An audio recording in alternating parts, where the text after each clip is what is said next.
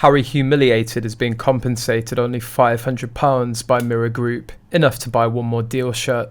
Prince Harry should be paid no more than £500 compensation for his hacking claims against the publisher of the Mirror, the High Court heard today. Mirror Group newspapers said the Duke of Sussex wasn't a victim of phone hacking, and the true purpose of his legal claim was to further his campaign to reform the British press.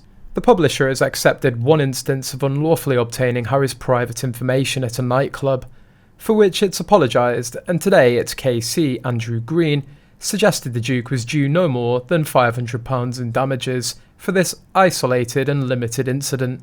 The rest of Harry's case should be thrown out, said the barrister. He said the Duke's unique role in public life didn't spare him from the burden of proving his case, and the onus of doing so lies squarely on him. All that drama for very little. £500, well, that'll pay for another Dior shirt for this next court appearance. He'll need to buy his own now his wife blew any merchandising deal that they had in the pipeline. At least it proves the point that he could only produce his own word salad and no actual proof. If I read this correctly, the £500 would be for one instance that they admitted to before the trial even began, not any of the 33 cases that Harry was actually suing for, and for which he presented no concrete evidence. It wasn't part of the court proceedings, so he can still lose and have to pay the costs. Well, MGN admitted to one instance of unlawful information gathering, so it's unrealistic to think that he won't get something, and £500 isn't much, kind of a slap in the face to be honest.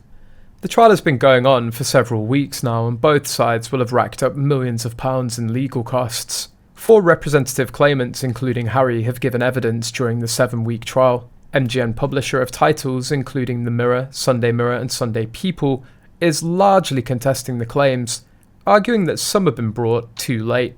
As closing arguments began on Tuesday, Andrew Green KC for MGN said in a written submission that the vast majority of payment records to third parties either do not concern Harry, don't concern unlawful information gathering, relate to legitimate inquiries, or don't relate to articles in the Duke's claim.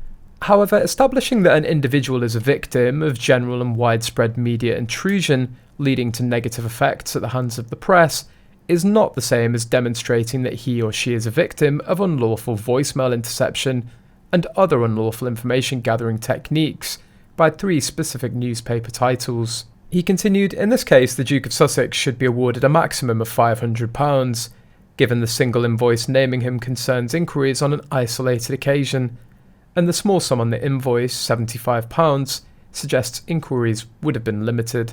At the start of the trial in May, Mr. Green said the publisher unreservedly apologises to the Duke for this occasion, and that it accepts he was entitled to appropriate compensation. The newspaper group denies it ever hacked the prince.